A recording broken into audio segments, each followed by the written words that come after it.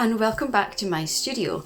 Today's vlog is all about the process of how I turn ideas and inspiration into paintings and products for my new collections.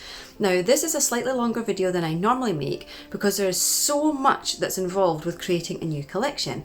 And as you can see from the video title, this is just part one of this process because there really is so much to share. Today we're going to go right through from the beginning, from inspiration, painting, digitizing artwork, designing products, making repeat patterns, and test printing new products. It's really jam-packed full. But before we get into that, and if you're new here, then my name's Dee and I'm a watercolour artist and surface pattern designer who loves to share the process and weekly workings of my creative business, the Butterfly and Toadstool. Now, let's get to the good stuff.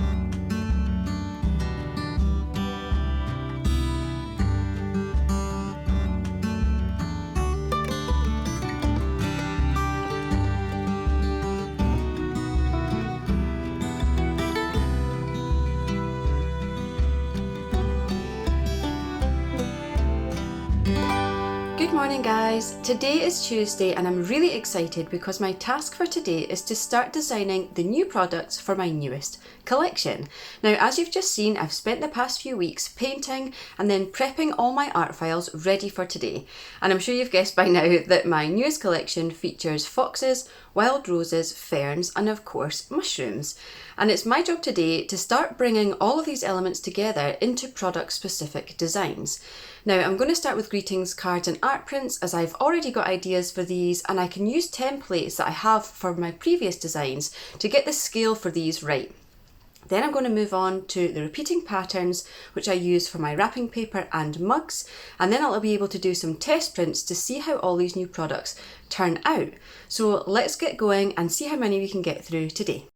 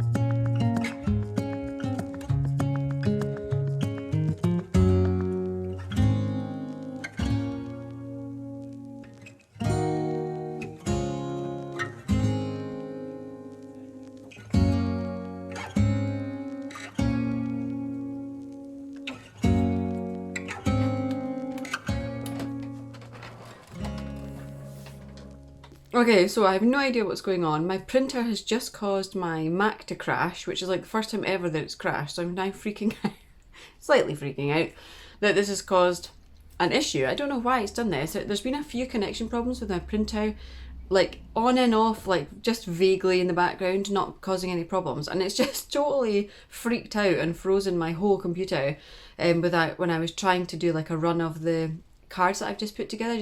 I like printing them just to make sure they're like aligned and things.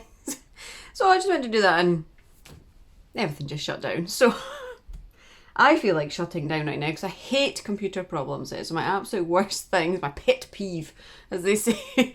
And I just don't know what to do. So I've just turned it off and I'm going to give it a little minute and then I'll turn it back on and hope that it's fixed. But I was getting on fine. I'm really pleased with how the cards are coming together. The landscape fox design that I've done in my head is not right, and I know it's not right, but I'm going to print the other one. Well, if I can get it to work, I'm going to print the other ones and then have a wee little rejig. And the reason is that the fox that I've placed in the middle is the same fox that I've got on the botanical fox card, and I don't want them to be the same, and I've painted 3 foxes, so it seems a bit silly. And also what I've been doing while this has just been closing itself down in the background is I've repainted the eyes on one of the fox paintings, because eyes are really difficult to paint and I wasn't happy with them. They were too orange or too sort of yellowy coloured and they stood out so much, and they weren't right, and I knew they weren't right. So I've had to go at darkening them a little bit. I'll show you this one. So I painted this one and I like this fox's eyes. They're darker, they're more brown, and the ones I had on this fox that's standing sideways were just too yellow. So because it's already scanned in the computer like that, I felt like if I painted it wrong and it ruined it, it wouldn't really matter because I still got it on the computer. So I do sometimes do that. And when it's something that I'm not sure about, I'll scan it as it is before I touch it again, and then I'll go back in and touch it up. So I've done that. I've just scanned it in, and then I will, once my computers are working again, get working on that again. And then I'm going to swap that landscape card to a different fox. And then I have mug ideas in my head to put on enamel mugs. I've still got obviously the fox pattern to do, and stickers and bookmarks and lots of things to get doing. So I'm going to carry on. It's come back on alive, so let's fingers crossed that this works for me and we can crack on with these designs.